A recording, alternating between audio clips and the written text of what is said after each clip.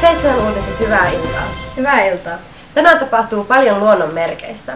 Helsingin keskustaan avattiin tänään uusi Metsä puhuu -infopiste. Piste on auki joka arkipäivä 8–14.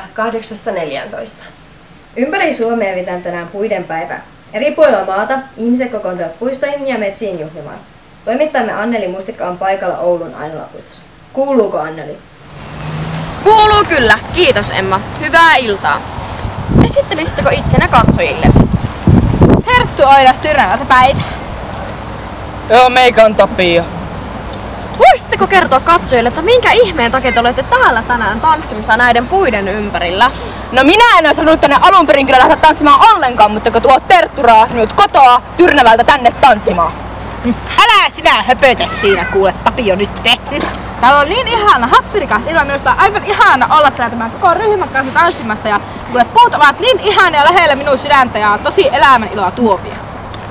Osaatteko sanoa yhtään, kuinka monta puuntaimenta istutetaan Suomessa vuosittain? No tämäkin maa on jo niitä puita täynnä, niin tarviiko tänne edes enempää puita enää? Luulette semmonen 5000 vuosittain, korkeintaan. Älä sinä selitä, kun et tiedä asiasta yhtään mitään. Minä olen kyllä ottanut oikein selvä, että niitä on 155 miljoonaa vuodessa istutetaan. Kiitos teille. Ja nyt takaisin studioon. Kiitos Anneli. Puiden päivästä voitte lukea lisää osoitteesta www.puidenpäivä.fi. Kiitos. Seuraavaksi illan sää. Tänä yönä ympäri Suomen taivasta loimuavat revontulet kirkkaana.